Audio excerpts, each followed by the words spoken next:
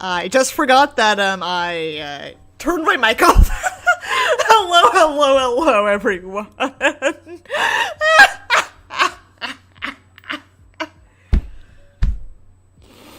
We're already off to a great start. But the mic sounds good. Mic sounds good. Everything else sounds all fun and, you know, dandy and shit. And, well, welcome everyone. Welcome to everyone's favorite recurring nightmare, aka After by Anna Todd. We are getting there. We passed the halfway point. They have not had, they have not hit our Star-Crossed lovers, Tessa and Harry Styles, aka Hardin Scott, have not hit a home run per se yet, but they have certainly gotten there. They have touched each other's genitals, so to speak. I think we passed, we've definitely passed the swear mark. Okay. I'm just pouring myself some wine real quick.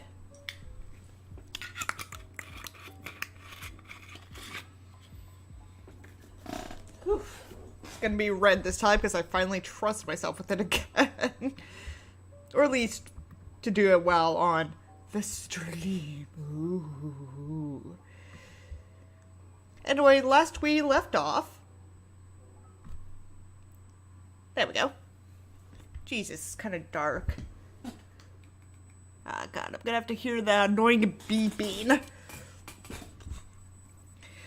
And I can't open up my window today because it's raining outside. Fuck. Whatever. I'll just have to deal. You goth, mother, madame goth, we'll just have to deal. Anyway, last we left off, we met Hardin's father, who has a part in Hardin's tragic backstory that we are going to get to. I know they're going to get to it. And, Tessa is going to have dinner with Hardin's daddy, along with his fiance, I guess, and Landon, because, he and Hardin are step bros, and I think that's where we left off. They were about to go have dinner. Let's do this! Chapter 51. I rush out the back door to find Hardin. He has knocked over the patio table, as you do, and is pacing back and forth on the deck with one hand balled into a fist on his side, and the other tugs at his thick hair. I'm not sure how or if I can help the situation at all, but I know I would rather be out here with Hardin than in the dining room after his outburst. I feel responsible for this whole mess because I agreed to come in the first place when Hardin didn't want to. Now I see... No. No. It is you, Tessa, you are not responsible for Hardin's emotional state. Do not blame yourself for his bullshittery. What he did was not acceptable and you have nothing to apologize for. Stop blaming yourself for Hardin's actions. And already, I'm gonna have to take a bit of a drink. Hardin spots me and sends me an annoyed glance, and he turns away from me when I approach. Come on. When I approach him. Hardin. I keep my voice gentle and low. Hello, people on the YouTubes who are watching, by the way. Don't Tessa, he wants. He's always warning me, and I'm never listening. I know what you're going to say. You're going to say that I need to go back in there and apologize for them, and there's no way in hell that is happening, so don't waste your breath. Why don't you just go back there and adore your dinner and leave me the hell alone, he spits. Wait, did we miss a chapter? Wait, because, when we stopped in chapter 50...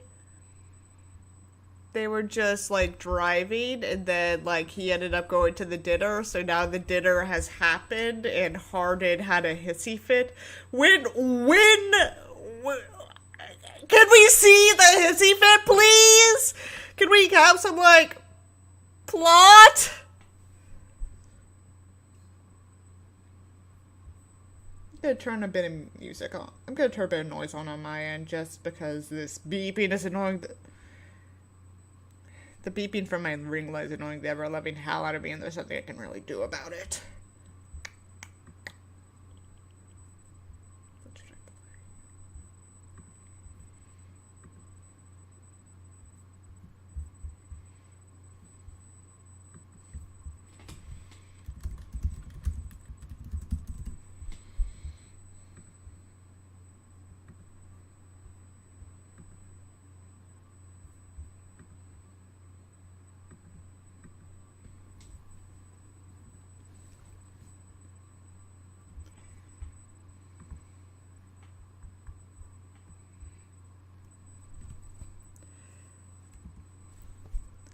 Okay, I got it.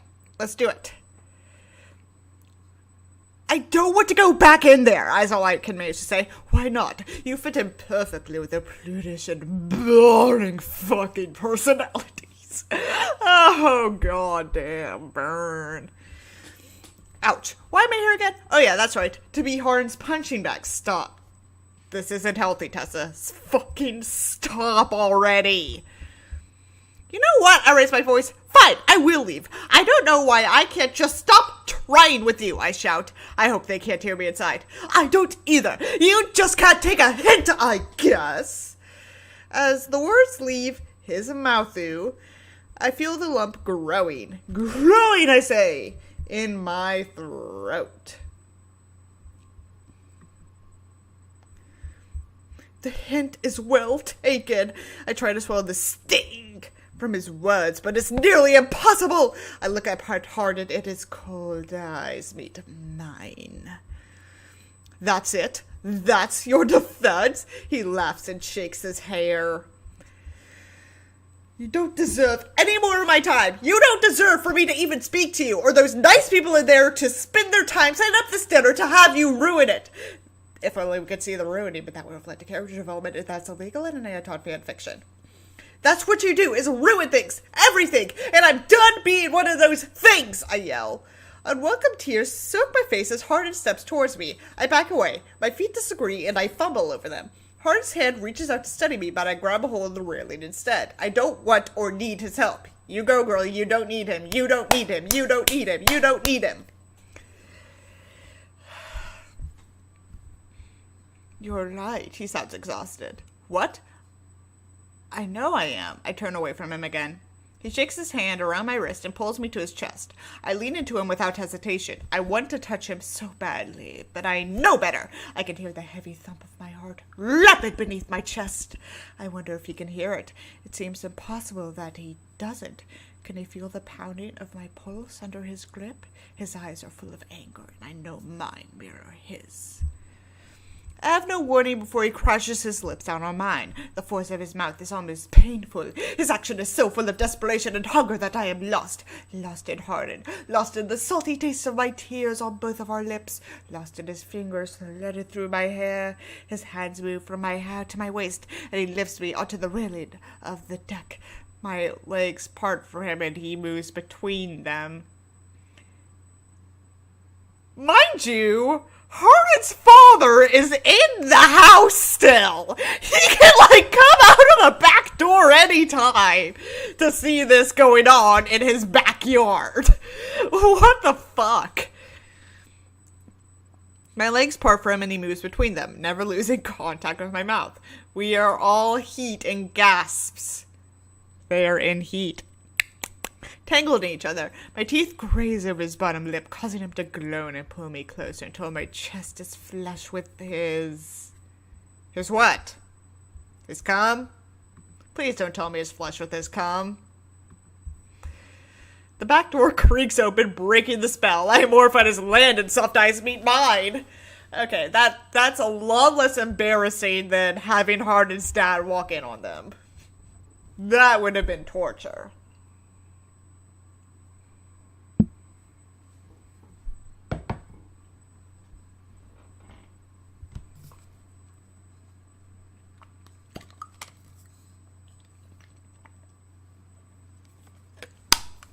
His cheeks are flushed, and his eyes are wide in surprise. I push Hardin away from me and jump down from the rail, adjusting my dress as my feet hit the deck. Landon, I begin. He holds up his hand to silence me and steps towards us. Hardin's breathing is so loud that I swear it is echoing between the house and the trees. His cheeks are flamed, his eyes wild. I don't understand. I thought you guys hated each other, and here you are. You have a boyfriend, Tessa. I didn't think you were like that. Landon has a valid point, he says. His words are harsh, but his tone is soft.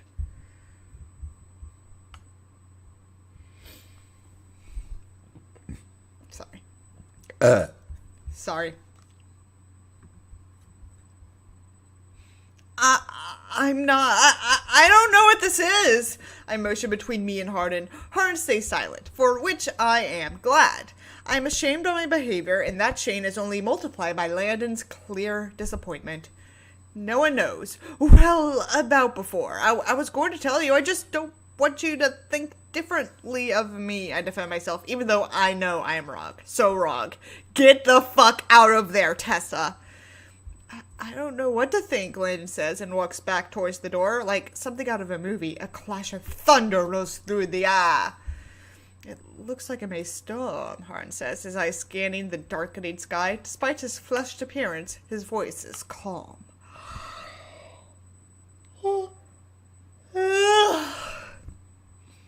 Big yawn. A storm? Landon just caught us kissing, I say, and feel the fire slowly burning up between us. He'll be okay, Hardin tells me. Look at him, up at him, expecting to see a smug expression, but it's not there. He puts his hand on my back and rubs gently. The fire ignites again. I am still reeling from the kiss. Now he is comforting me? I can't decide which is more shocking. Do you want to back inside, or do you want me to take you home? He asks. It's astounding how abruptly his mood can change from angry to lustful to calm. I know. I think that might be a problem. You know? I would like to go back inside and finish dinner. What do you want to do? I suppose we can go back in. The food is pretty good, he smiles, and despite the awkward situation at hand, I find myself laughing.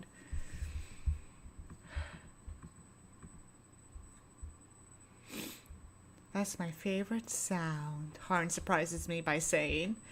You're in a much better mood. I meet his eyes, and he smiles again. I don't understand it either, he says, rubbing his neck like he always does. Oh, fucking romantic. So he's just as confused as I am? I wish my feelings weren't so strong for him. Then I could deal with him much better. When he says things like this, it makes me care for him that much more. I only wish he could feel the same, but I have been warned by Stefan Hardin himself that it would never happen. I remember when he told me I wasn't his type. Yeah, we remember. We all fucking remember. It hurt a little, but I didn't consider him my type either, so I didn't mind.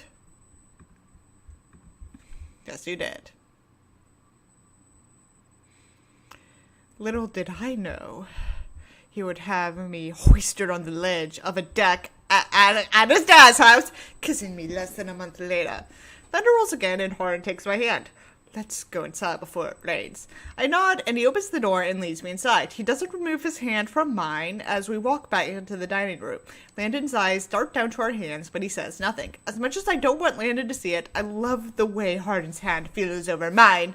I love it too much to pull away. Landon focuses back on his plate as we take our seats. Hardin lets go of my hand too soon and looks up at his father and Karen. I'm sorry for yelling at you that way, he mutters to his father. The surprise on everyone's face is evident, and Hardin looks down from the table. I hope I didn't ruin the dinner that you put so much effort into, he continues. I can't help myself. I reach over and put my hand over Hardin's, giving it a light squeeze. It's okay, Hardin. We understand. Let's not let the night be ruined. We can still enjoy the dinner. Karen smiles and Hardin looks at her. He gives her a small smile, which I know takes a lot of effort from him. Ken doesn't say anything, but he nods his head at Hardin as if to say, it's okay. Forgiveness is clearly a small, strong trait among this family and everyone except Hardin. I slowly pull my hand away, but Hardin laces his fingers through mine and looks sideways at me. I hope I don't wear the surprised but very pleased expression that I feel inside. For what seems like the first time since I met him, I don't overthink why I'm holding Hardin's hand under the table during the dinner with his family while I'm still dating Noah. I fucking hate this fanfiction. I love how, like, we started this as like, oh, look how stupid this is, we're having fun, and now we're all just suffering together. But hey, that's why y'all come to these streams. We come here to suffer. I'm gonna grab a tissue real quick. My nose is draining.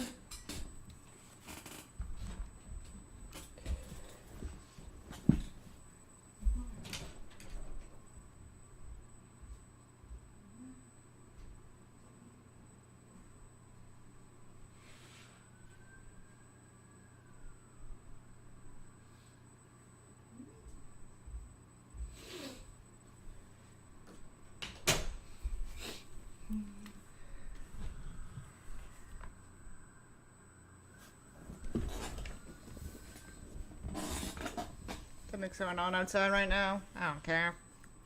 I slowly pull my hand away, but Hardin laces his fingers through mine and looks sideways at me. Oh wait, no, we already read that part. The dinner continues, but I find myself intimidated by Ken a little more now that I know he is the Chancellor of Washington State? What? What the fuck?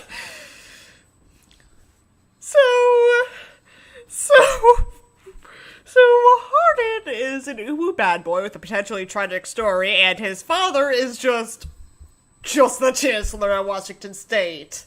'Cause fuck it, why the fuck not? It's Anaton's story.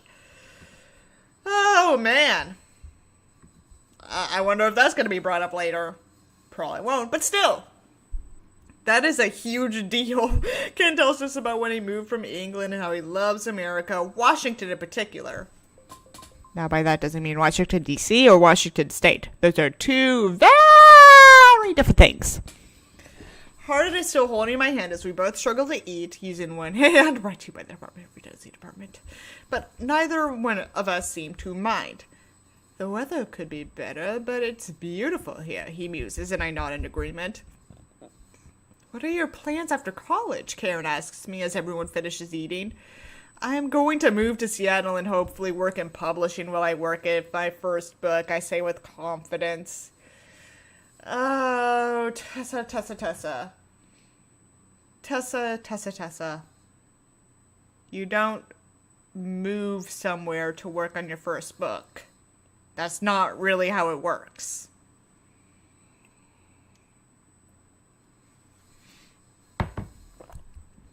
Publishing? Do you have any houses in mind? Ken speaks. Not exactly. I'll take any opportunity I can to get my foot in the door. I know how hard it is for a student to find anything, so I won't be picky. That's great. I happen to have some very pretty good connections advanced publishing. Have you heard of it? Oh god, I remember this fucking subplot. Okay, let's keep reading. He asks, and I look at Hardin. He had mentioned knowing someone at Advanced Publishing before. Yes, I've heard great things about it, I smile. I can make a call for you if you like. It would be a great opportunity for you, and you seem like a very bright young woman. I would love to help you. Keep in mind that, like, Ken has only known Tessa for, like, a weekish. Probably less than a week, to be honest, and he's basically offering her a nepotism. Great. I love it. We love that for her. He offers to take my hand off Hardin to put them under my chin. Really? That would be so kind of you. I really appreciate it, I tell him, and reach my hand back under the table to find Hardin's, but he quickly moves his hand away. How dare she accept help from his father, who plays a part in his tragic backstory? How could she? Well, his affections didn't last long. Ken tells me that he will call whoever it is that he knows on Monday, and I thank him repeatedly. He assures me it's no problem and that he loves to help anytime he can. Hardin excuses himself when Karen stands and begins to clear the table. I decide against following him this time. Can I help you? I ask Karen, and she smiles appreciatively. That would be lovely, she beams, and I help her clear the table. I load the dishwasher while she washes the large serving plates that can't be put in the dishwasher, brought to you by the Department of Redundancy Department. Great. I really wish Hardin wouldn't have destroyed a large amount of her dishes. He can be so cruel. Exactly, he doesn't deserve anyone's fucking sympathies. Like, do you not see how problematic of a person Hardin is right now? Like, come the fuck on. Don't mind me asking, how long have you and Hardin been seeing each other? She blushes at her question, but I give her a warm smile. We've only known each other about a month. He's friends with my roommate, Steph. I didn't exactly tell her we aren't dating. I just dodged the question. Yeah, because, you know, there's like 15 levels to dating before it's like official. They're in that getting to know you period. That's kind of like between not dating and dating. It's weird. Dating is weird, y'all. I haven't met any of Hardin's friends, only seen them in passing, but you are different from the ones I have came across. See guys? Tessa's not like other girls! Uh-huh. I gather she's trying to say that I'm not tattooed and pierced like them, but she's too polite to come out and say it. Yeah, Hardin and I are very different, I tell her, meaning that in more ways than she could imagine. Lightning flashes and rain begins to pound against the windows. Just like how it was here yesterday. Oh, God. It was raining like hell yesterday. Wow, it's really coming down out there, Karen says, and pushes the small window in front of the sink closed. Why did you have that open in the first place, you weird person? What? Why? Okay, this might just be because I'm from Houston, so you don't tend to really leave your windows open. Or at least in the parts of... The windows at the house I grew up at were pretty large. And air conditioning is basically a human right in that city, so we didn't really feel a need to open the window. But even then, it's like the fall. Isn't it cold? Like, what's the average weather in state Washington? I'm assuming this is September? Late September, yeah. Where is Washington State again? No,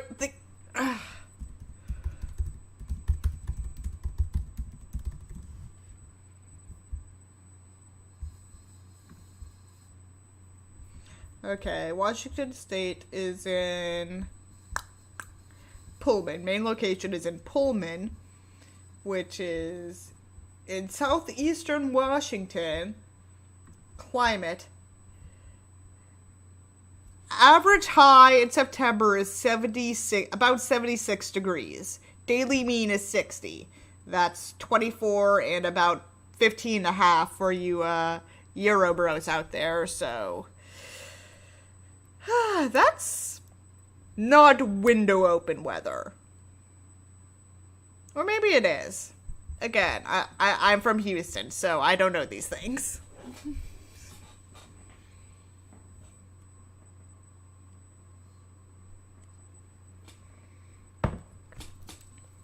Hardin isn't as bad as he seems. Her voice is so sweet when she tells me this, and I can't help but laugh. I can't imagine the terrible things he has said to her since she has met him, and I'm well aware of him destroying her dishes. He is just hurt. I told y'all, he's just a sad boy with a tragic emo backstory. Which we are definitely going to get to. I would love to believe that he won't always be this way. I must say, I was very surprised that he came tonight, and I can only believe that is her influence on him.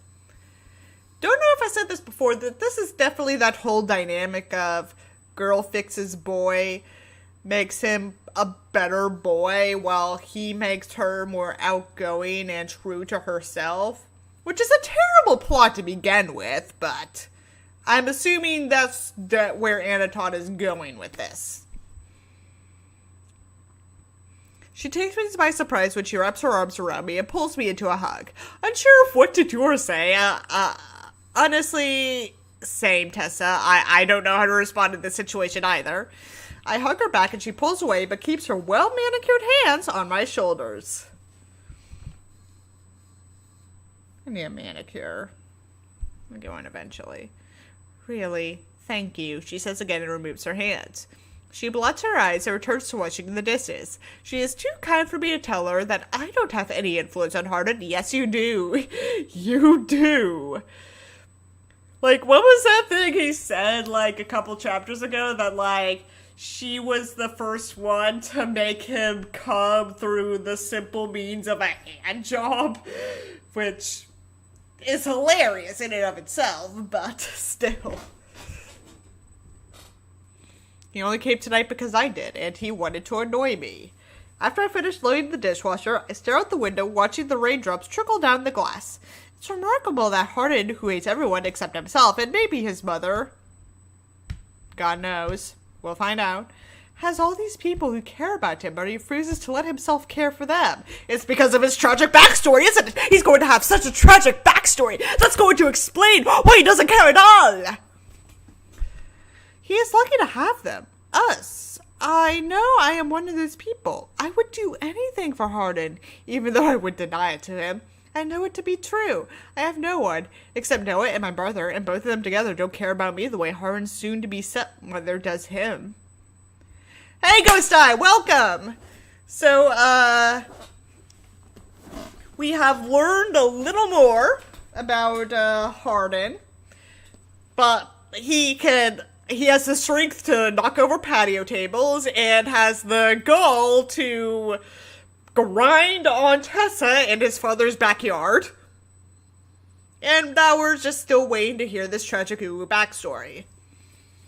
But now that I have someone I know that will, like, reply and chat, I'm wondering, do you want me to, like, actually finish after? Like, I'm not gonna do after 2 and after 3.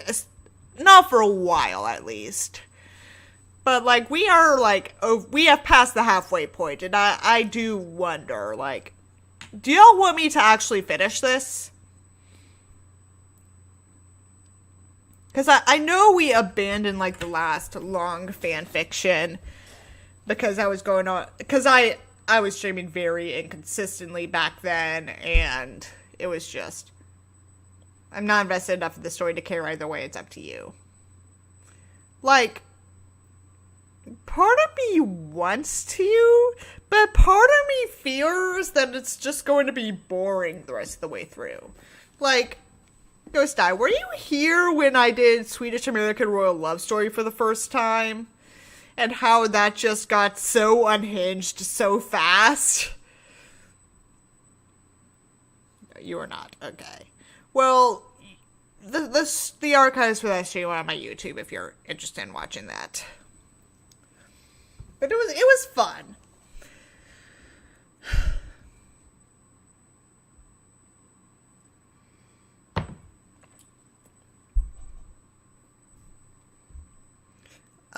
Let's finish up this chapter. I'm going to go check on Ken. Make yourself at home, dear, Karen says to me. I know I decide to go to find Hardin, or Landon, whichever one of them I see first. Landon is nowhere to be found downstairs, so I make my way to Hardin's room upstairs. I hope he is there. If not, I will just have to go sit downstairs alone. I turn the handle, but it won't budge. He has locked the door. He's fapping. He's just... That's the cue that he's fapping. If the door's a-locking, don't come a-knocking! Ba-dum-bum-ba-dum-bum. Hardin? I try to speak quietly so no one hears me. I tap my knuckles against the door but hear nothing. Just as I turn away, the door clicks and he opens it. And he has the giantest of erections. Let's actually see. We probably is just being a pissy boy, a pissy emo boy. But, let us see what actually happens. Can I come in? I ask him, and he nods once and pulls the door open just enough for me to come in. There is a breeze. I just got work, DM. There was a breeze in the room, and I could smell the cool scent of the wind coming through the bay window. Y'all better have screens on those windows, or there's gonna be, like, water all over the fucking room. Do people in the Pacific Northwest, like, normally do this? Do they normally, like, just leave their windows open when it's raining or something? Because that doesn't feel like a good idea. But then again, I'm from Houston. We deal with hurricanes.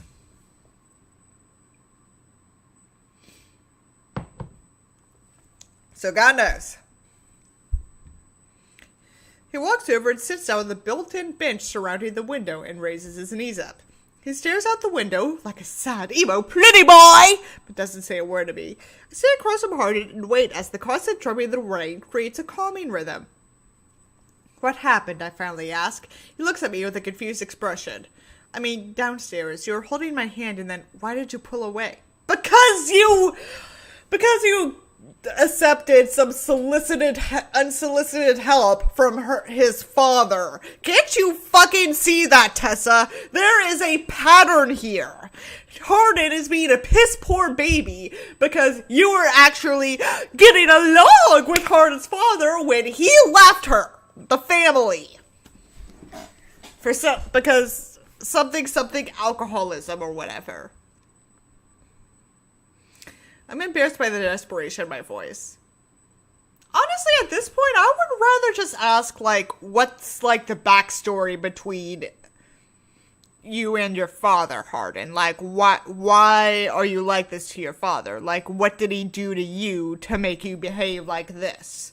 That's, like, a better question. That would be my question in this situation.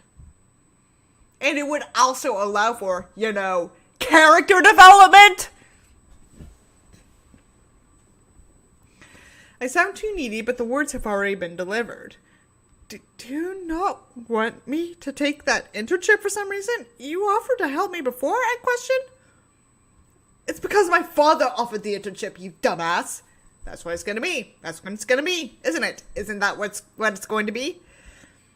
That's just it, Tessa. I want to be the one to help you, not him, he says. And I called it! Called it right then. Called it right there. I have the biggest brain in the galaxy. I keep guessing all of these things. And I love myself for that. Why? It's not a competition, and you were the one who offered first, so thank you. I try to ease the stress, even though I don't understand why it matters. He sighs, an exasperated sigh, and hugs his knees. Silence hangs between us as we both stare at the window. The wind has picked up, swaying the trees back and forth, and the lightning is more frequent now, as is typical during hurricane season. Ah, God, hurricane season. Love that. I love hurricane season so much.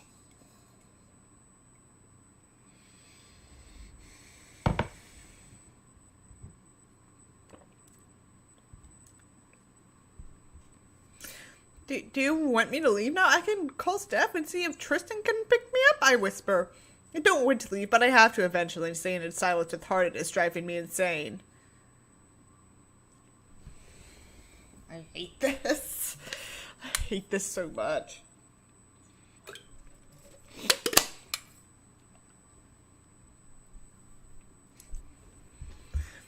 Leave? How do you get that I want you to leave from me wanting to help you? He raises his voice. Well, I don't know. Maybe it's because you have done nothing but sulk in your bedroom for the past hour and just made Tessa watch you as you sulked and said nothing to her? Maybe that's how she got that implication, you prick.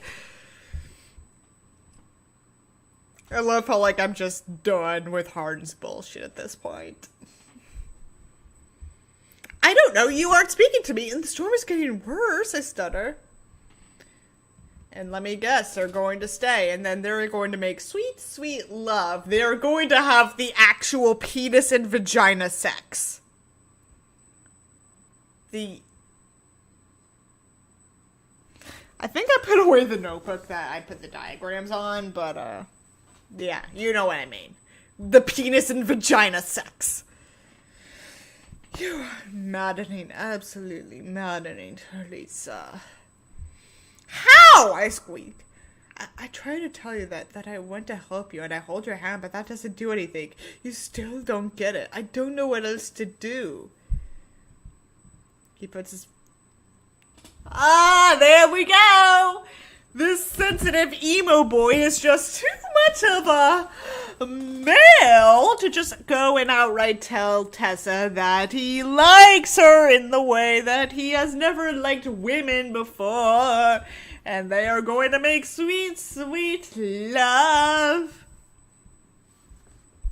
He can't possibly mean what I think he does. Get what? I don't get what, Hardin? That I want you more than I have ever wanted anyone or anything in my entire life. He looks away from me. My stomach flips over and over, and my head starts to spin. The air between us has once again shifted. Hardin's unguarded admission hit me hard. I want him too, more than anything. Not the same way, I'm sure, but he wants me, more than anything. And this is going to be ruined too at some point, somehow. We'll find out.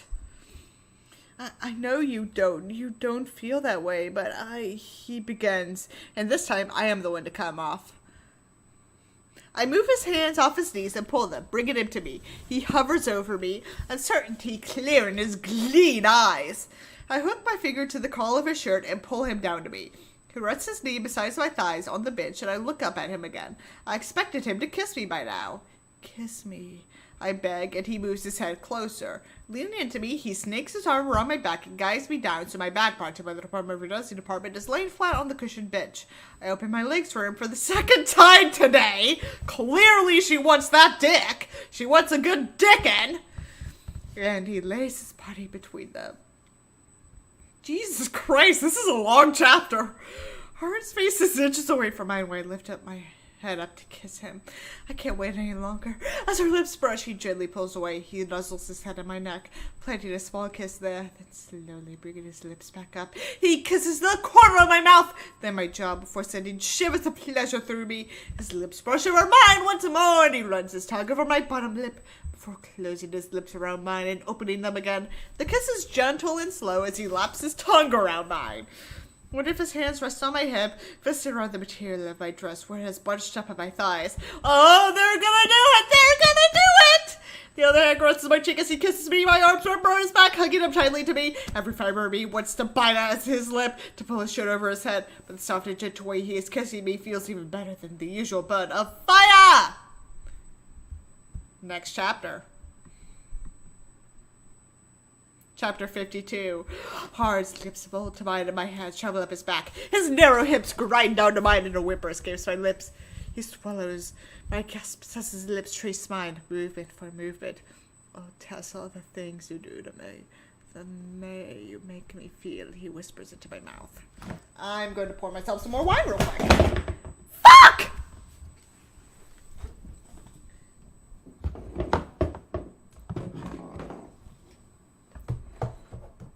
I got a good view of my floor there.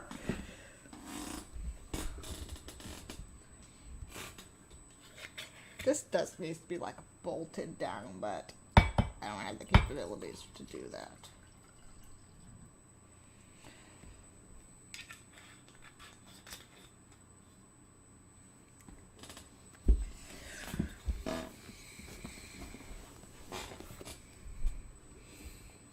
Chapter 52. Let's continue.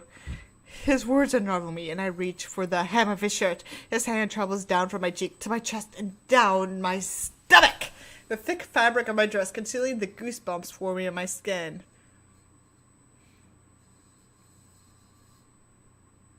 That's not a correct sentence, Anatod.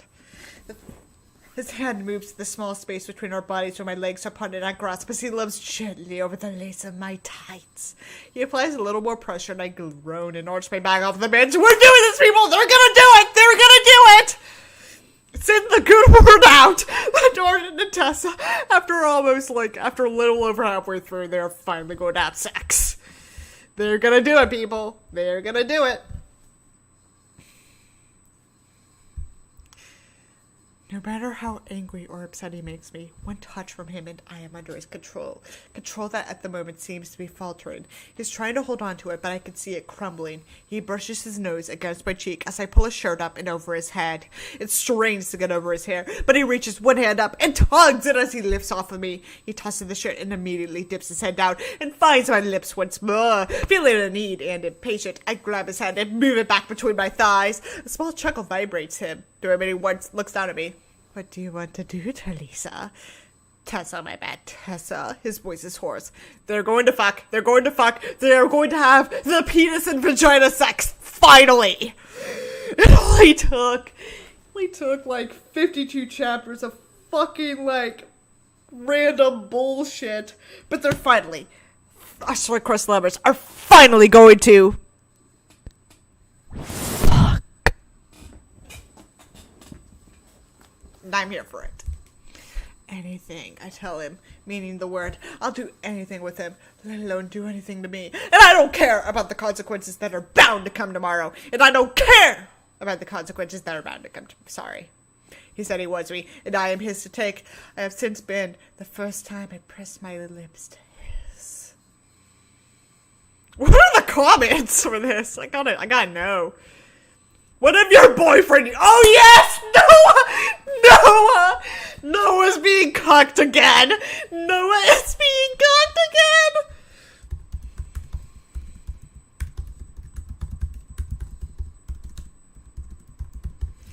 I hope cucked is... I hope I can say... Can I say cucked on Wattpad? Good, I can say cucked on Wattpad. Good people, stop talking about Noah. It's really the moment. Tessa and Hard ruined the moment by going behind his back. No, bro, that Hardin going really just ruined the whole story by existing. Fuck off. I said this about Noah. He's fine. He's flawed, but he's fine. He's certainly the better choice than Hardin. Tessa just wants his hard on. Ba-ba-ba-ba-ba.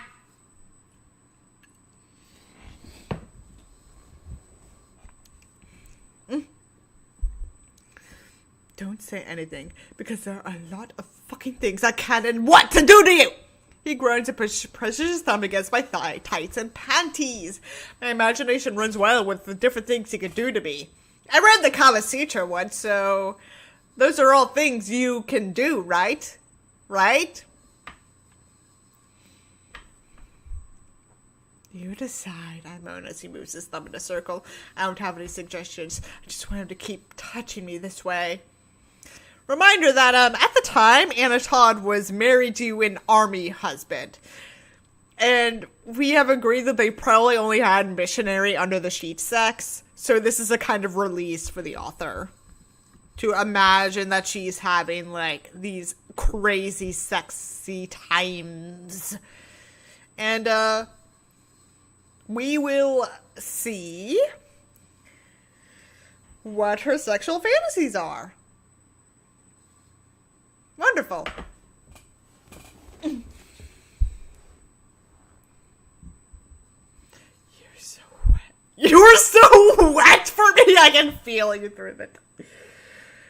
Oh, God. Hardin. Your dirty talk needs some work. Your dirty talk needs work. His tongue rolls over his lips, wetting them, and I moan again. Let's get these tights off, okay? Before he can respond, he moves off of me. His hands slide up my dress and grip the waistband of my tights, pulling them down along my thighs. The cool air hits me, and I buck my hips. Fuck again!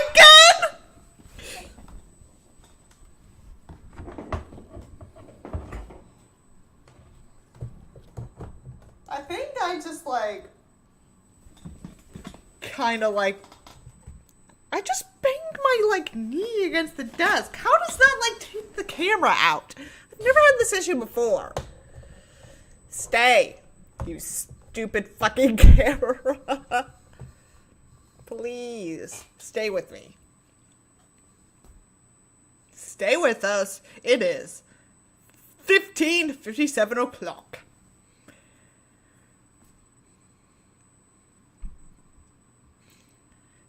Yuck, you're fucking soaking. Oh my god, this sucks so bad. He mutters as his eyes rake my body and stop between my legs. Unable to stop himself, it seems. He slides his finger down my folds to collect the moisture. To collect the moisture.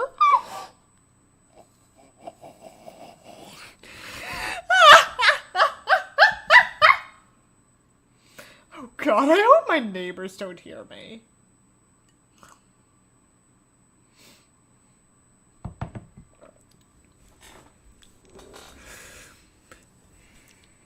He brings his finger to his lips and he sucks on it with hooded eyes. This is the kind of shit I thought that was like arousing when I was like 14. And now that I'm 22, almost 23, have had sex, I know better.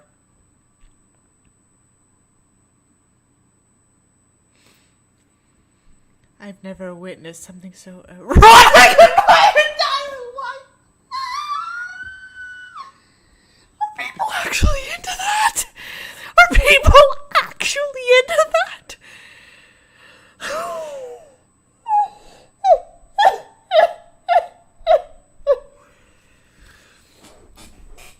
I'm watching him suck his fingers and see through my whole body.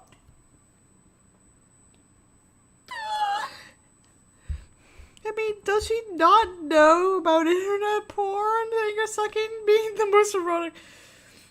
No. Tessa knows about porn. She just doesn't watch it because she thinks she's too good for it. She knows it exists, but she's never watched it before.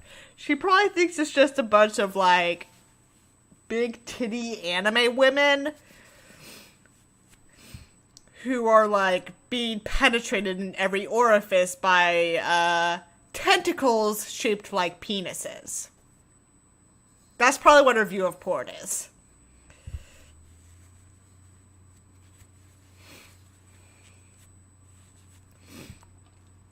Like, I don't watch porn myself. It's not really my thing, but like, I know enough to know that that's not erotic. Anyway, remember when I said I wanted a tasty? He asks, and I nod. Well, I want to now, okay? Alright, so we're going to get straight to cunnilingus. Lovely. It's my favorite part of the movie was when he said it's cunnilingus time, and he cunnilingus all over the place. His expression is eager. And I'm a little embarrassed by the idea, but it feels as good as him rubbing me at the stream. He didn't rub you, he just straight up finger banged you. I want him to. He licks his lips again and keeps his eye at a steady gaze into mine. The last time I was going to let him do this, we ended up fighting because we was being cruel. I don't remember that. I really don't remember that. Did that actually happen? I'm too lazy to check, but I don't think that happened, did it?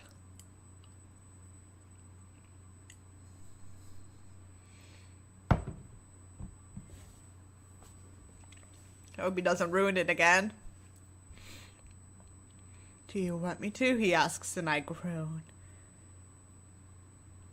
As someone who has been the giver and recipient of this particular act, I'm curious to see how it'll go.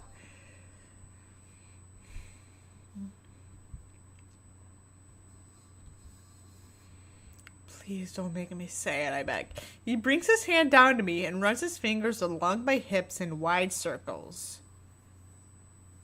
Okay, that can feel tantalizing. I won't, he promises. I am relieved. I nod my head and he lets out a breath.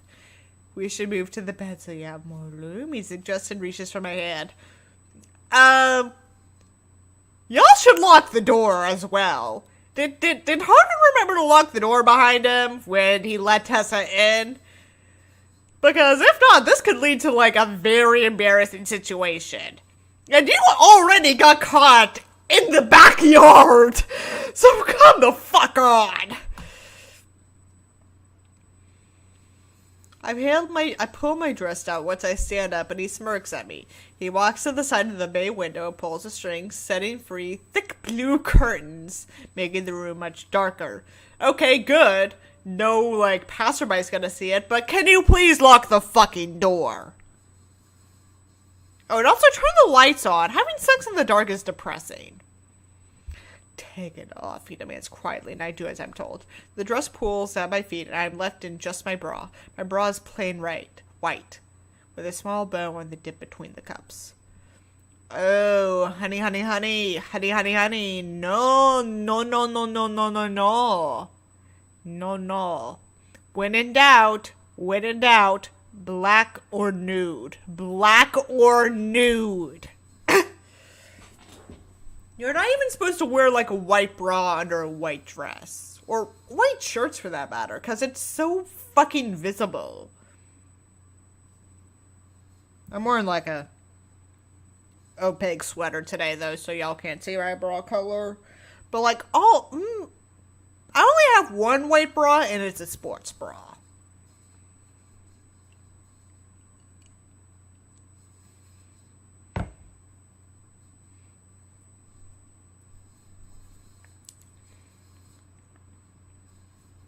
I need to invest in some new undergarments if Hardin is going to keep seeing me in them. Yeah, because that bra sounds like... That sounds like you got it at, like, the Gap Tweens. Gap for tweens. I haven't had, like, a bra with a bow in it ever since I was, like, 17. And that was the age I found out what my actual bra size is. Yes, it is embarrassing for the Nordstrom lady to measure you in front of your mother, but hey, at least I know what my actual boob size is.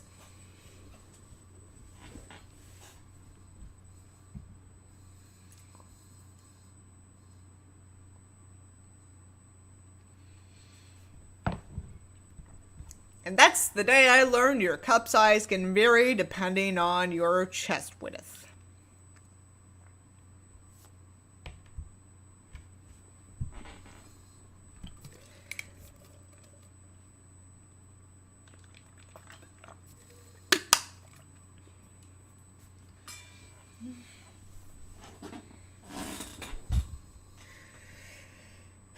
His eyes go wide and blurred on my chest. He reaches out and brings the small bow between his long fingers. And that's where it just ends. Jesus Christ. Anata is so horny, she isn't able to write like an entire sex scene.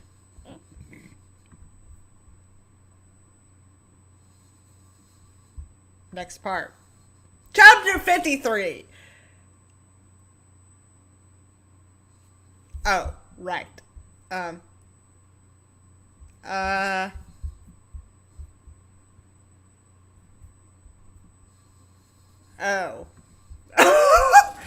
It didn't load correctly!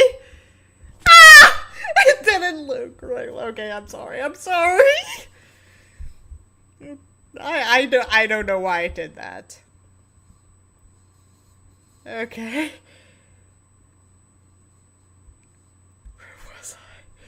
Where was I?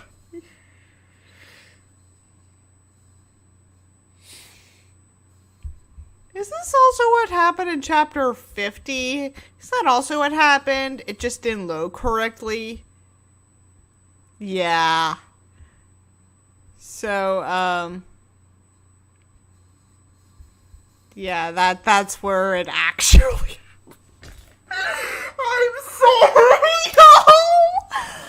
I would like to apologize to y'all and apologize to Anatol, because that scene that I wanted to happen did actually happen. It's just that my internet, it's just that my browser is very, very weird about it.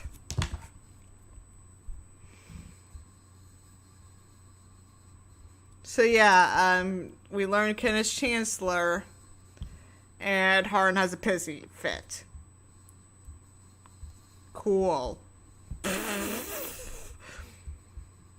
Amazing.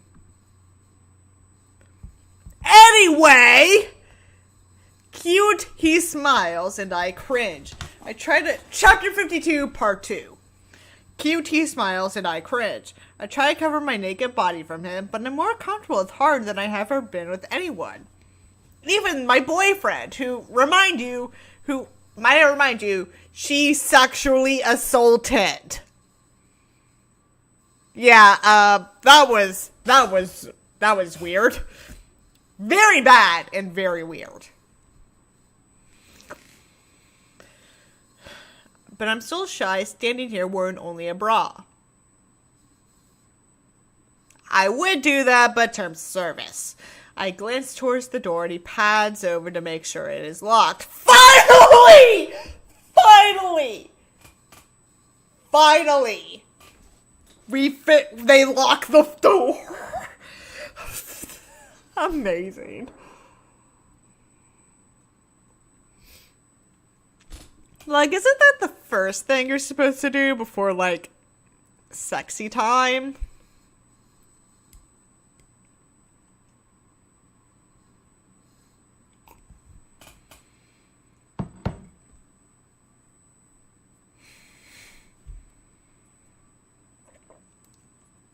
Anyway. Are you smirking at me? I scold, and he shakes his head. Never. He chuckles and leads me to the bed. Lay down at the edge of the bed with your feet on the ground so I can kneel in front of you, he instructs. So empowering. I lay back in the large bed. He slides me down by my thighs to the end of the bed, brought to you by the department. Every unseen apartment, my feet dangle but don't reach the floor. I didn't realize how tall the bed is, he smiles. So just lay towards the top. I scoot towards the top, right by the department, every unseen apartment of the bed, and Hardin follows behind. He hooks his arms around my thighs and bends his knees slightly so he is almost crouched in front of me, in between my legs. The anticipation of how this will feel is driving me wild. I wish I had more experience so I would know what to expect. Hardin's curls tickle my thighs as he lowers his head. This terrifying set of curls, I don't give a shit. I'm going to make you feel so fucking good! He mutters against my stomach. My pulse is thrumming through my ears, and I temporarily forget we are in the house with other people. Did you also forget that, Noah exists? Noah is a person that, you have experience with. Like, has that never, gotten to you? Gotten through your thick skull, mate? Spread your legs, baby, he whispers, and I oblige. He gives me a dazed smile and brings his mouth down and kisses just under my belly button. His tongue swirls around my creamy skin. And my eyes flutter closed. He nips at the soft skin, covering my hip, and I yelp in surprise.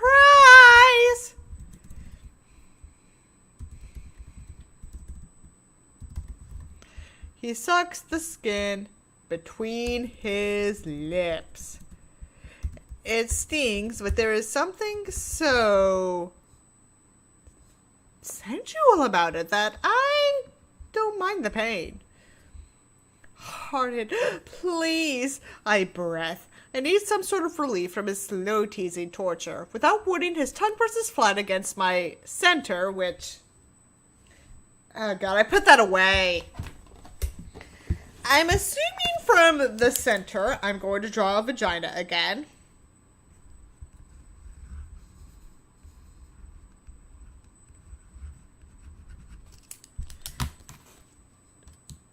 Ooh, this pen could dox me. I'm gonna not use that one.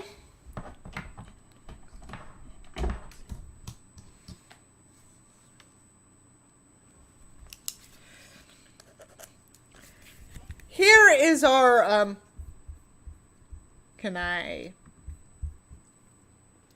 Here is our theoretical vagina. I'm assuming the center, Tessa Young is referring to is about right here, which is where the penis usually goes. You want to do the clitoris if you're trying to suck someone off, which is right here.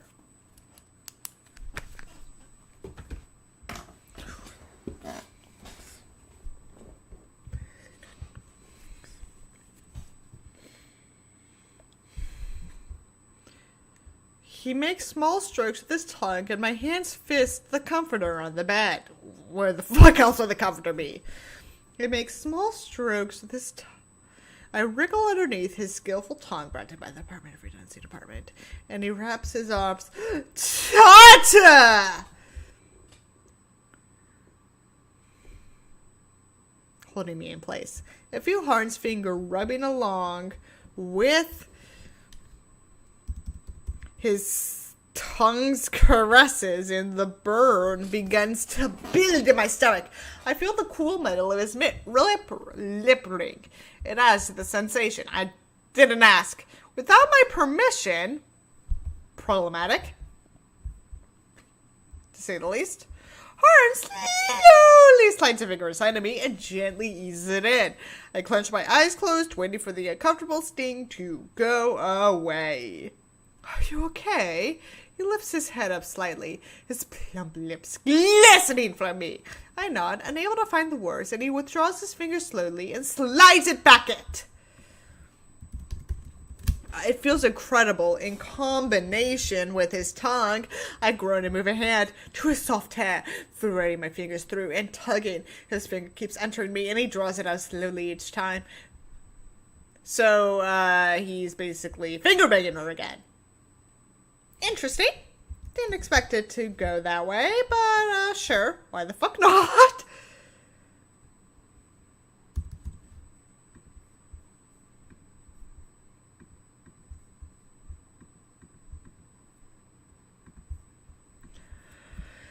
Thunder booms throughout the house, echoing on the walls, but I am too distracted to care. Hardin, I moan as his tongue finds that overly sensitive spot, by which she means the clitoris, and gently sucks. I never knew that anything could feel this way, this good. My body is overtaken by sensation and pleasure as I sneak a peek down at Hardin, who looks incredibly sexy between my legs. Fucking hell.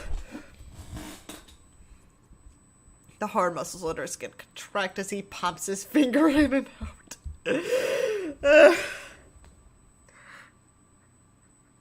Fucking incredible. It's fucking incredible, I tell ya.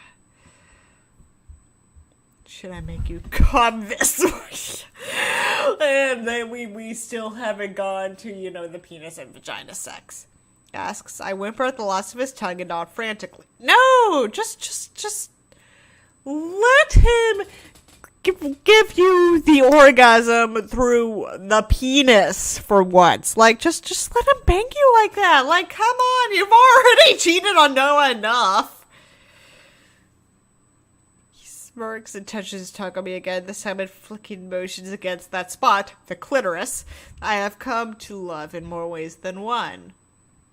Again, she's referring to the clitoris. I genuinely hope that I could just say clitoris. Can I say clitoris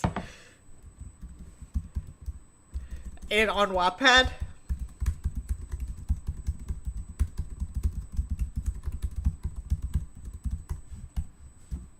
Can I please tell me I can say clitoris? Please tell me I can say clitoris. Yes! I can say clitoris. I can say clitoris. God, I breath, and he glows against me, sending the vibration straight through me. My legs stiffen and I mutter his name repeatedly while I come undone. My vision blurs and I screw my eyes shut. Hardin holds me and flicks his tongue at a faster rate. I break one hand from his hair. I cover my mouth with it, biting down to ensure I won't scream. Seconds later, my head hits the pillow and my chest is heaving up and down. As I try to catch my breath, my body is still tingling from the euphoric state I was just in. That's what's called an orgasm, honey. It's an orgasm. He props himself on his elbow and brings his thumb up to caress my cheek. He lets me come back to reality before trying to make me speak. How was that? He asks. His voice holds a tint of uncertainty as I roll my head to look at him. I nod. He chuckles. It was incredible, beyond incredible. Now I know why everyone does this type of stuff. Our own girl has experienced her first cunnilingus. Iconic. That's sated, huh? He teases. The pad of his thumb brushes my lower lip. The normal lips, not the vaginal lips. I bring my tongue out to wet my lips. Yeah, definitely the normal lips. That would cause some intense. That would be an intense acrobatical move if it was the vaginal lips. And it touches Hardin's thumb. Thank you. I smile shyly. I don't know why I feel shy after what we just did, but I do. Hardin has seen me in my most vulnerable state, a state that no one else has, and that terrifies me as much as it excites me. I should have warned you before using my fingers. I try to be gentle. He apologizes, and I shake my head. It's okay. It felt good, I blush. He smiles and tucks my hair behind my ear. Small shiver runs down my spine, and Hardin's brows lower. Are you cold? He asks, and I nod. He surprises me by pulling the comforter up from the side and covering my almost naked body. Feeling oddly close to him, bravery brings me to scoot closer to him. His eyes regard me carefully as I curl my body and lay my head against the hard surface of his stomach. His skin is colder than I expected, but the breeze is still floating through the roof of the store. Did I close the window? You fucking idiots! Now the passerbys probably heard you fuck, but whatever. I pull the covers up and cover his chest, hiding my head underneath. He lifts the blanket up, revealing my face, and I duck away from him, laughing lightly at our little game of hide and seek. How much longer until we have to go back downstairs? I ask, and he shrugs. I wish I could just lay here with him for hours, feeling his heartbeat against my cheek. We should probably go down now before they think we are fucking up here. Well, you were just fucking, he says. I'm getting more and more used to his foul mouth, but it is still a little shocking to hear him say those words so casually. Hey, I'm from the fucking South. Like, I can add like a fucking cuss word every 3 fucking words, and you know, that hasn't given me any shit. Any fucking shit. The perks of being Cajun. The thing that shocks me the most is the way my skin tingles when he says them. I groan and climb out of bed. I feel Hardin's eyes on me as I bend down to retrieve my clothes. I toss him his shirt and he pulls over his head, then ruffles his messy hair. I slide my panties up legs and shimmy them on under his gaze. The thighs are next, and I almost rip them over as I step onto them. Stop watching me. It's making me nervous. I tell him and he smiles, his dimples as prominent as ever. Hardin's hands slide into his pocket and he looks up at the ceiling. I giggle and finally get the tights up my legs. Can you zip my dress once I get it on? I ask him. His eyes scan my body and I can see his pupils dilate from 3 feet away. How the fuck? What? What? Okay. I glance down to see why my breasts are spilling out of my bra and the lace ties hang just above my hips. I suddenly feel like a pinup girl. Mood. Yeah, well, hell, he gulps. This is sounding that someone as handsome, well, sexy as Hardin would be as affected by me as he is. I've been called pretty many times, but never sexy. I'm nothing like the girls he usually messes with. I don't like other girls! I have no tattoos, no piercings, and I dress in conservative clothing. Can't you see? Can't you see that I'm not like other girls, guys? I am so not like other girls. I am not going to go fellatio to the microphone. It's very expensive. I put the dress on and turn away from him, exposing my back to him, waiting for him to zip it up. Okay, yeah, if you're wearing a dress under the bra, a bra under the dress, my bad, Then yes, probably pretty high cut. But still, my point stands! I lift my hair up and hold it above my head. His finger graces above my spin, skipping over my bra strap before he zips the dress. I skiver and lean back against him. I purposely push my behind against him and hear him sucking a breath. His hands move down my hips and he squeezes gently. I feel him hardening against me, sending electricity through me for what feels like the 100th time today. Hardin! Carrot's voice calls from the hall as a delicate tapping at the door. Hardin rolls his eyes and brings his lips to my ear. Later, he promises and walks to the door. He switches on the light before opening it, revealing Karen. I am so thankful we are both dressed. Hopefully Hardin's hard-on is invisible. I'm sorry for intruding, but I've made some desserts as well, and I thought maybe you two would like some, she offers sweetly. Hardin doesn't answer, but he looks back at me. Waits for my reply. Yes, that would be lovely, I smile as she grins back. Great, I'll see you downstairs, she tells us and turns to walk away. I've already had my dessert, he teases, and I swat his arm. We walk downstairs together, his hand on my lower back guiding me, landed and stayed on the couch with his book on his lap again. I need to make sure I talk to him soon. I don't want to lose his friendship. Cute, he smiles and I cringe. I try to cover my naked body from him. I'm more comfortable with Hardin than I have ever been with anyone, but I am still shy standing there, wearing only a... You didn't put your fucking dress back on, you dumbass! What? What? Oh my god! It's just copy? It's just the same scene again?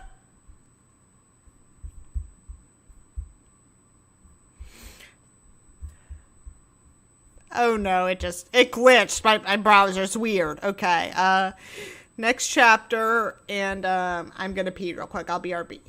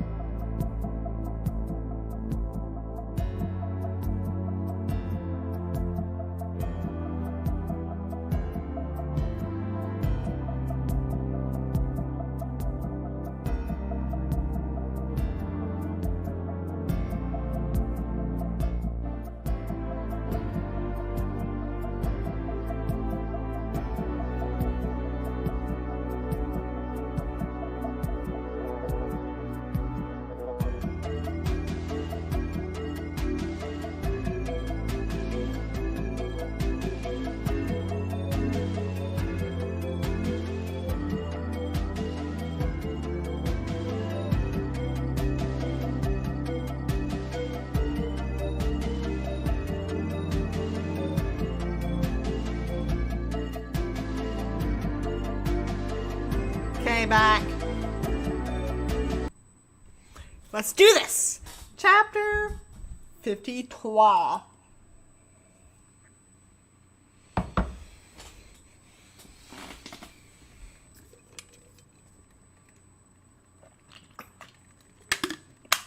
Karen has made lots of sweets for us to eat.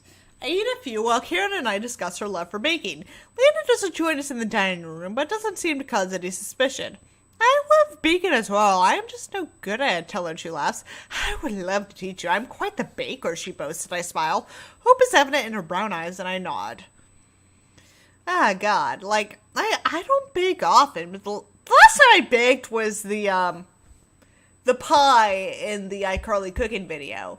And that turned out pretty well. I mean, the only real baking part was the crust. And that was one of those things that's just like roll and bake. But, that pie still turned out pretty well. Like, actually, I'm visiting my parents in a couple weeks, so maybe I should actually, maybe I should make that pie for them. Because that pie is actually pretty fucking good.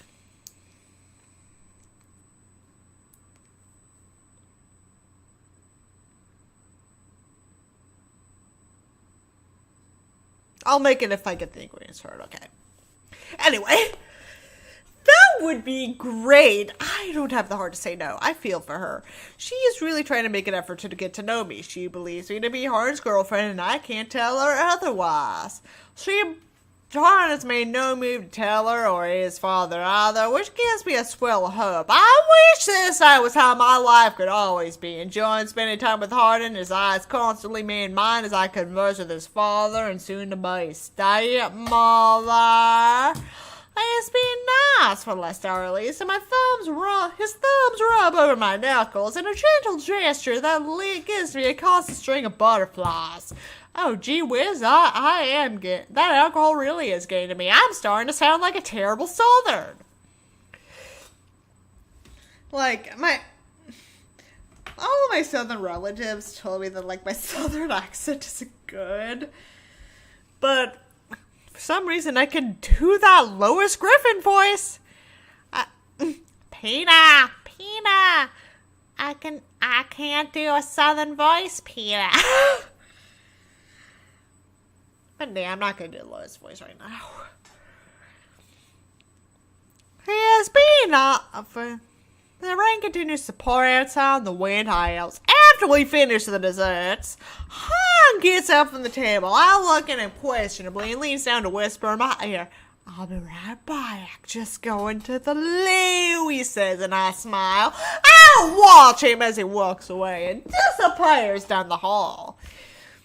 We both cannot thank you enough. It's so wonderful having Han here, even if it's only one dinner, Karen says, and Karen takes her hand above the table. She's right. It's wonderful as his father to see my only son. And this is definitely how people talk. Son in love. I had always worried he wouldn't be capable. He was an angry child. I wonder if you had anything to do with it, Ken Matterson looks at me. He must notice how I shifted comfortably in my seat. I'm sorry, I don't mean to make you uncomfortable. We just love to seem happy. Happy? Like if I choke on my breath and break into a heap of cups, the cool water in my glass slides down my throat, calming it, and when I look back at them, they think Hardin's in love with me? It would be incredibly rude to laugh at them, but they obviously don't know Hardin. Before I can respond, Hardin returns, and I thank the heavens that I did not respond to their sweet but false assumptions. He doesn't sit down. Instead, he stands behind me with his hands on the back of the chair. I'm actually going to record this for my dad to see if my Southern accent has gotten any better while, integrated. Alright, I'm going to pour myself some more wine.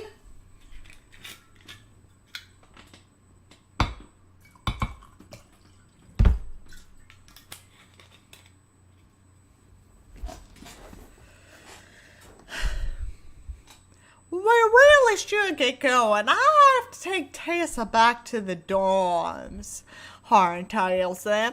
Oh, don't be silly. You two should stay tonight. It is storming outside, and we have plenty of room.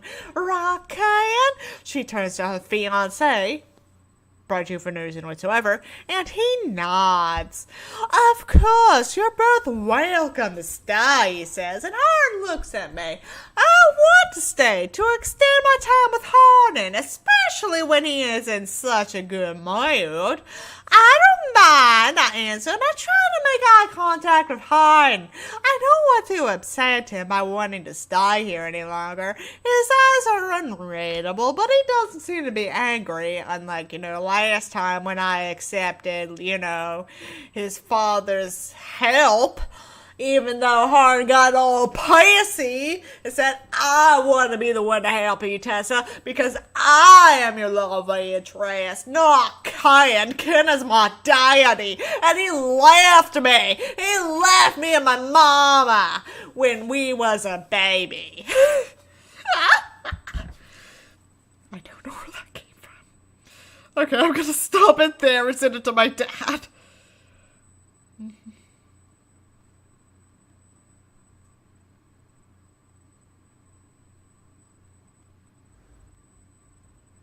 Alright, we will hear from him later about that. Anyway. Well, great, then it's settled. I will shoot Tessa to her room unless you'll be staying with Hardin and Hayes. She asks. There's no accusation behind her voice, only kindness. No, I would like my own room, please, if that is fucking prude. Only saying that because Tessa has already been very judgmental throughout this fucking fan fiction.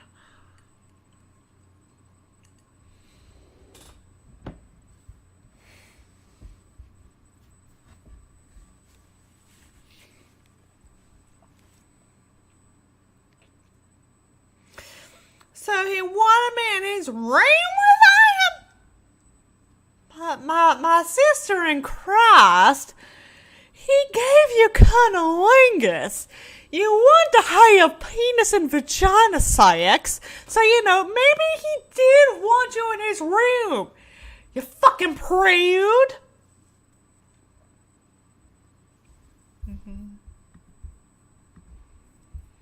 I'm actually gonna just make a brief note on Twitter because I'm going all southern. Come.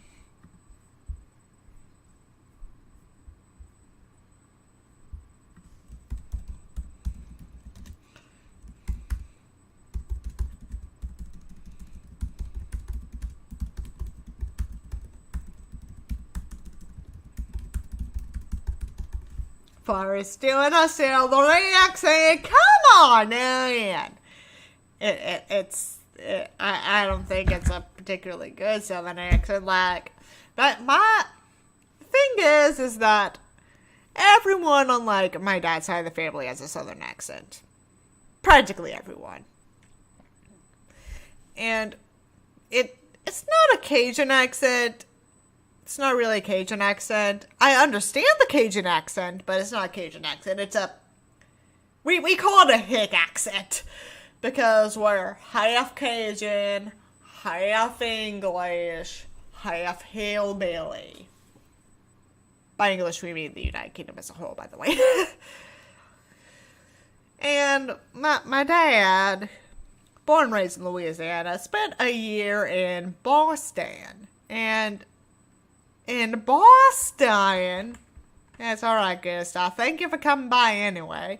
In Boston, my dad was relentlessly teased for his accent, so he learned to repress the shit out of it, because everyone in Boston just thought he was an uneducated hick. So my dad's the only my dad and by extension me and my brother are the only people on that side of the family who don't have an accent. Related to them by blood, by the way. My mom doesn't have an accent either, but she's not from the South, so she has an excuse.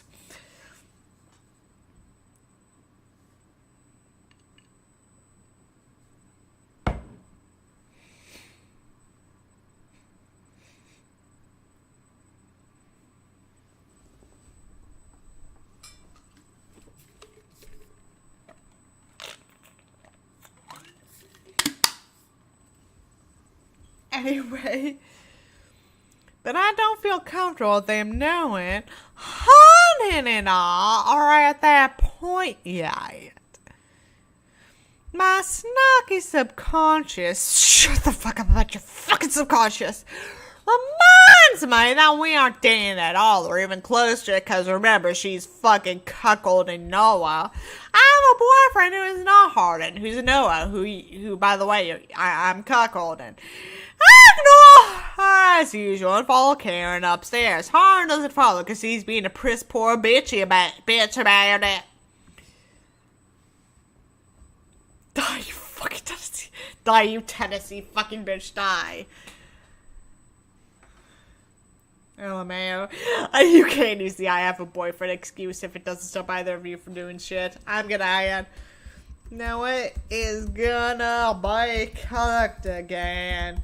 I say.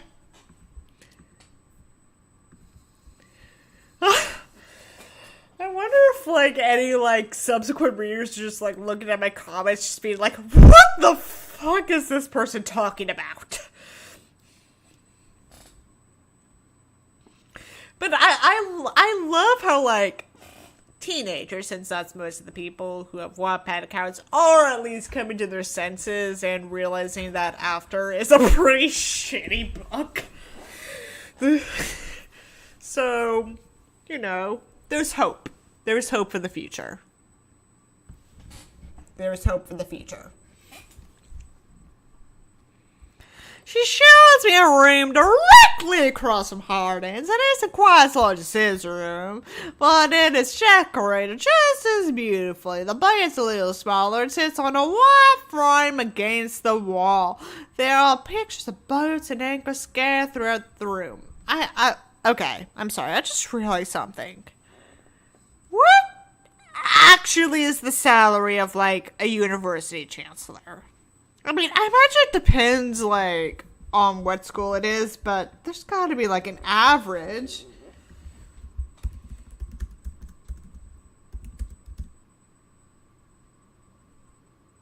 Wait, what was that?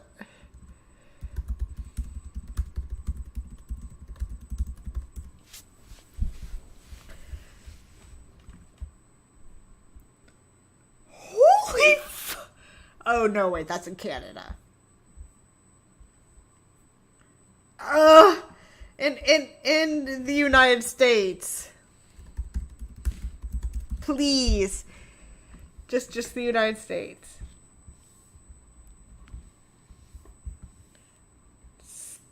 No, I saw it. It's about $91,000 a year. Interesting. What do chancellors actually do? Like, I barely had any interactions with the UH chancellor. Why was I about to say Chandler? Chancellor! But regardless, I thank her multiple times, and she hugs me again before leaving me to my room. Ah, that's where the chapter ends, huh? We might as well. The child is back! Sorry, I was having a wee. LMAO. I'm gonna add the LMAO to the child one.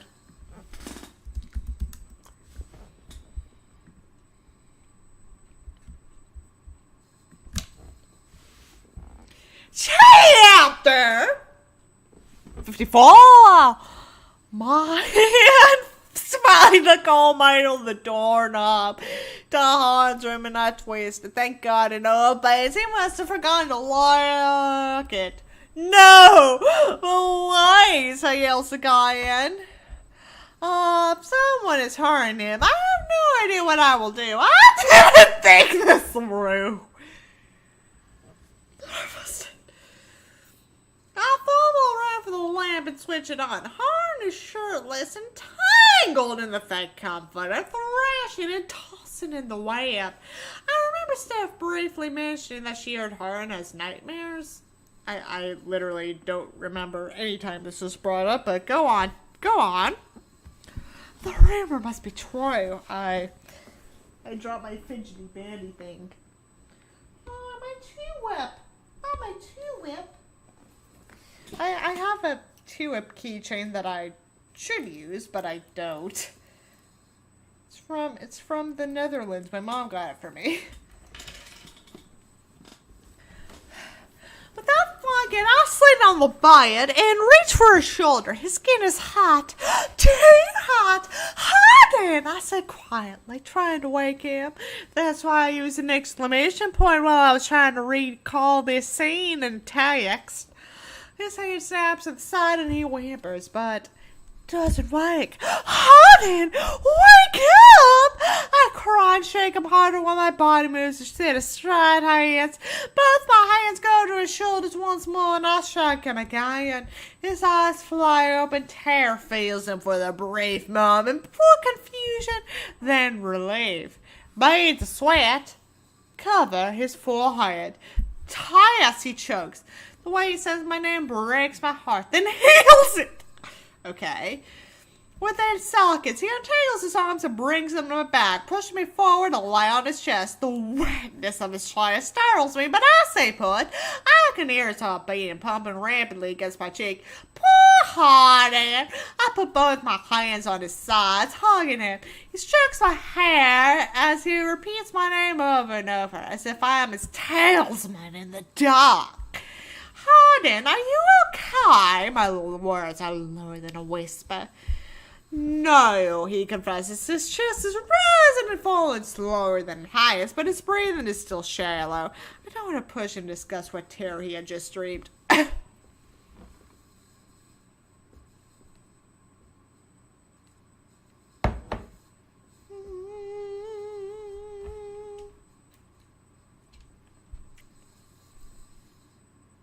Let me guess, it's gonna do with the alcoholic. It's gonna be about like how, you know, Hardin's father used to be an alcoholic or some shit. And it's something about that. It's like a traumatic flashback.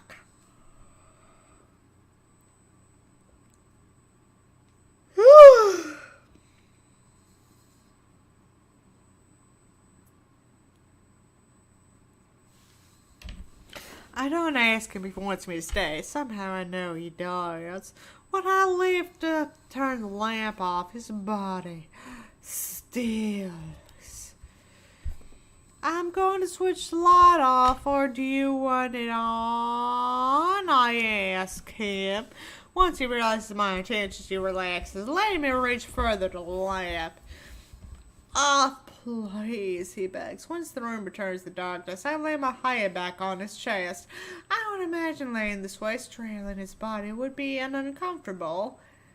But it is comforting to him and I both. Hearing his heartbeat under the hard surface of his chest is calming. More calming than the patter of the rain on the roof. I would do anything, give anything, to be able to spend every night with Hardin. Remember, Noah, she is still technically dating Noah. To lie this way with him, to have his arms wrapped around my back as his breathing slows. Reminder, she is still technically dating Noah.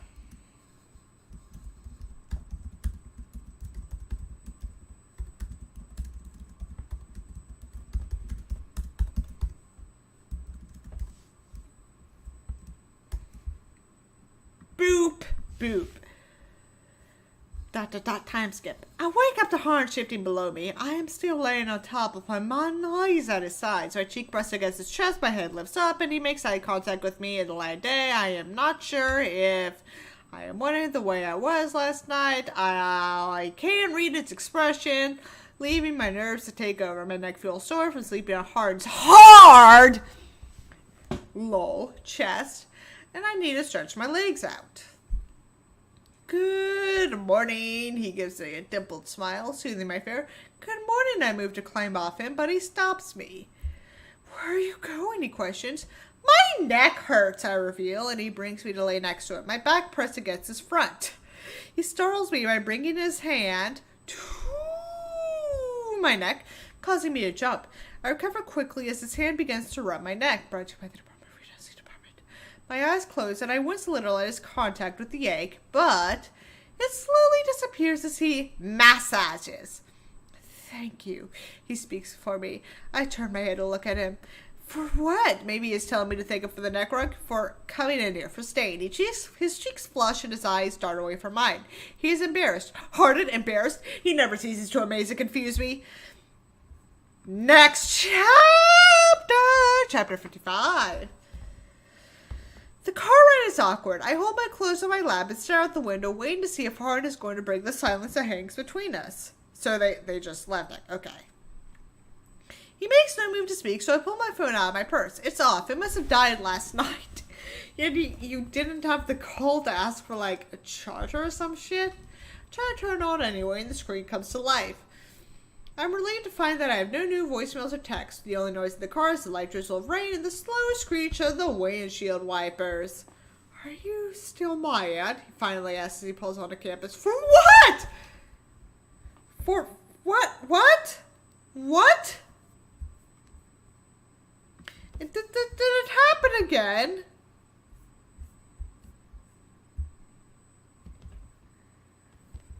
No? What?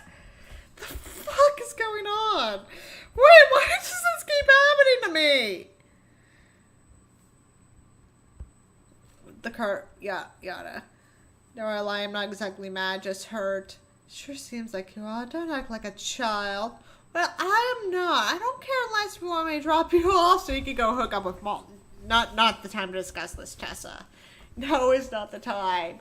He just gave you, like, cunnilingus. Can't you be, like, grateful that, you know, you came? Sorry.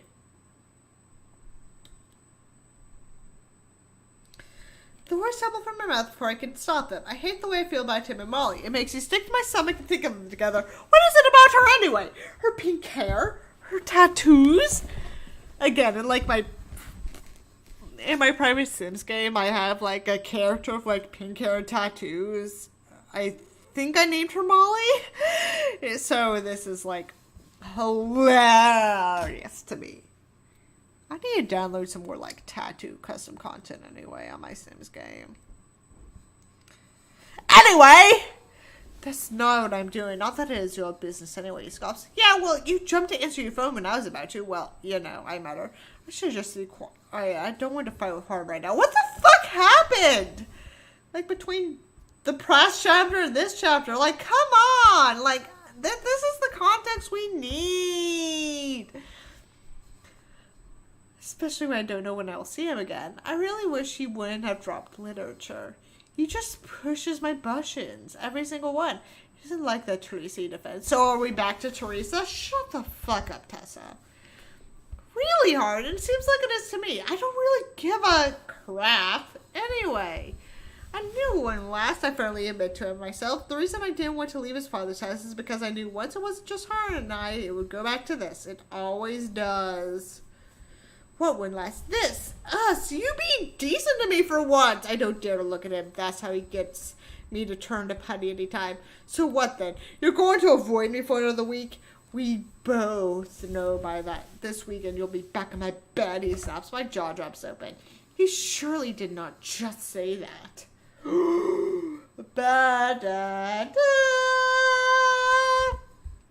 Excuse me, I shout. I am at a loss for words. No one has ever talked to me the way he has. No one has ever been so disrespectful. Tears brim over my eyes as the car slows to park. Before he can respond, I open the door, grab my things, and bolt towards my room. I cut across the soaking grass and curse at myself for not taking the sidewalk. I just need to get as far away from Hardin as I possibly can.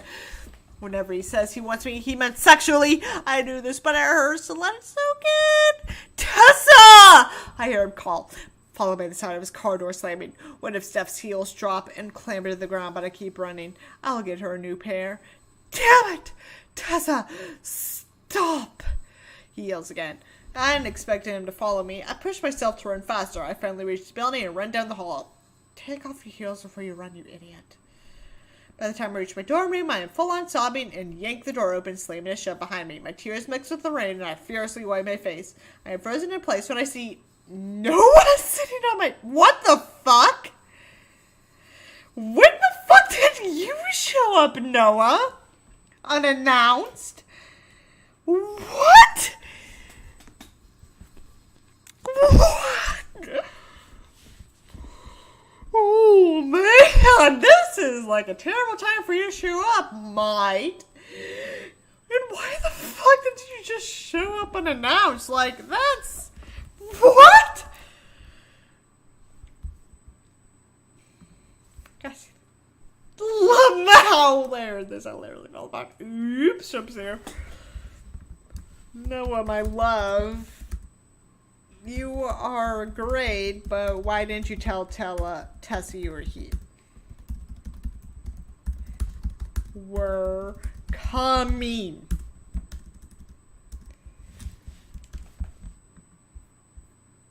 Bam! Tessa, what's wrong? Where have you been? He gets up and rushes towards me. Tries to cover my cheek in his hand by turning my head. Pain flushes in his eyes as if he is asking, why am I turning away from his touch?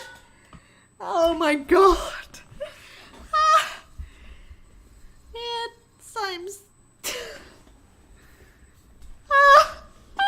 He's finally gonna like leave her for good or something. Finally, like we're gonna get some semblance of a character thing happening.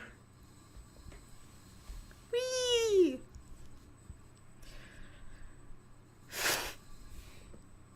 Where the fuck did my rubber band go? There's my rubber band. I'm still here. I'm still here. I'm just wheezing very hard right now. I cry as Hardin yanks the... As Hardin yanks the door open, the hinges squeak and crack against my pull. Noah's eyes widen now. Fucking hell! Yeah, I did, humans. Why the hell would you do that? You can answer Molly's calls, me delete my messages from my boyfriend.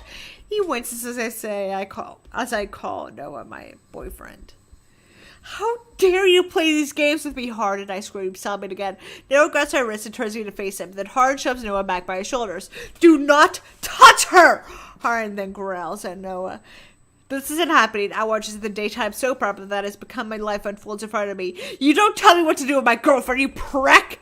Noah spits back and shoves Hardin back. Hardin advances towards Noah once more, but I grab his shirt and pull him back. I am falling from my chair. Let me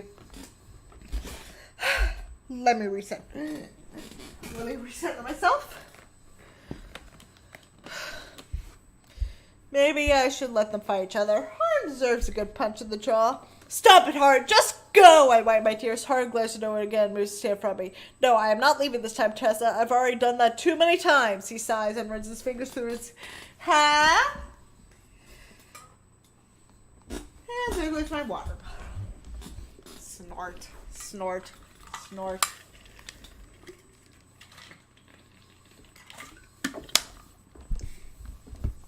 Tessa, make him leave, Noah begs, but I ignore him. I have to know what Hardin will say. I didn't mean what I said in the car, and I don't know why he took Molly's phone call. Apparently, he took a phone call from Molly. I guess that was part of the story that was just invisible to us plebeians.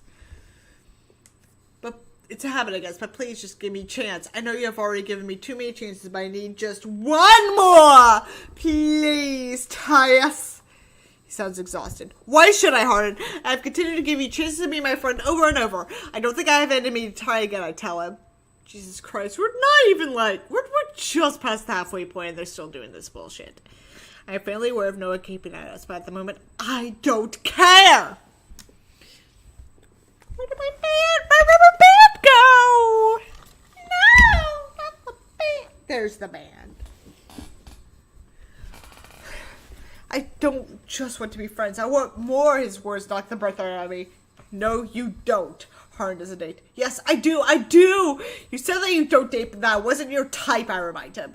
My mind still can't wrap itself around the fact that I'm having this conversation with Hardin in front of Noah. Now remember, Noah still exists. Fucking hell. Fucking hell. You aren't my type, just the way that I am not yours, but that's why you're good for— What? What kind of fucking fucking troll logic is this? We aren't good for each other? We are so different, yet we are the same. You told me once that I bring out the worst in you. Well, you bring out the best in me. And no, you feel it too, Tessa. And yes, I don't date. Until you make me want to date. You make me want to be better. I want you to think I am worthy of you. I want you to warm me the way into you. Reminder, Noah is still around. I want to fight with you. Even scream at each other until one of us admits we are wrong. We want to make you laugh and listen to you ramble about classic novels. I need you. I know I'm cruel at times, well, all the time, but that is only because I don't know how else to be. This has been me for so long. I have never wanted to be any other way until now, until you. His voice is half a whisper and his eyes are wild. This is so unlike him, but the way his words come out of rustling and the heavy breathing that accompany them somehow make it seem natural. Fuck, no. I'm dumbfounded. Please don't tell me she's going to do what I think she's going to do. I'm going to write a bit. It's not letting me write comments anymore. I'm not sure how I'm still staying after this declaration. What the hell? Tessa? Noah says frantically.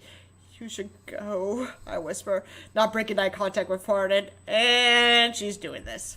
Fucking hell. Thank you. I thought that was never going to end, Noah says. Hardin looks heartbroken, absolutely crushed. Noah, I said you should go. I repeat. I hear Hardin and Noah both sucking a sharp breath. Fucking hell. Tessa, don't do this to yourself. Relief? Stop, you fucking... Relief washes over Hardin and I reach for his hands, throwing my small fingers through his trembling ones. What? Noah shouts. You can't be serious, Tessa. We have known each other so long. This guy is just using you. Yes, he is. He will toss you aside as soon as he is done with you. Yes, he will. And I love you. Yes, he does. Don't make this mistake, Tessa. He begs. I feel for him, and it hurts me to do this to him, but I know I can't be with Noah. I want Hardin, and Hardin wants more. More with me. My heart flutters again, and I look at Noah. I would stop talking. Now, Hardin wants Noah. I'm sorry that it happened this way. I really am. I tell him. He doesn't say anything else. He looks broken as he leaves her room. I know he left because he didn't want to cry in front of Hardin. Tessa, I do really feel the same way. Hardin gasps, then I nod. How could he not know this by now? I thought I seemed desperate and obvious with my feelings. No, not him. Please say it. Desperation feels his words.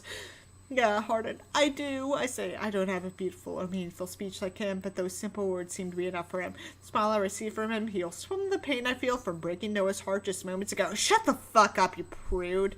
I'm still reeling from what Hardin has just said. It is everything I wanted him to say, but I never imagined that he actually would. So, what do we do now? He asks. I'm new at this. He flushes. It feels like a dream. Kiss me, I say, and he pulls me to his chest, his hand fisting the loose fabric of his shirt on my back. His lips are cool and his tongue is warm as it slips into my mouth. Despite the chaos that had just occurred in my small room, I feel calm. Somehow I know that it is the calm before the storm, but right now, Hardin is my anchor. I just pray he doesn't pull me under. Well, he will, mate. And I think this is a good point to stop for tonight. Thank you all very much for watching, and I will see y'all next week, when we might continue this, we might not, I don't know yet. Mwah!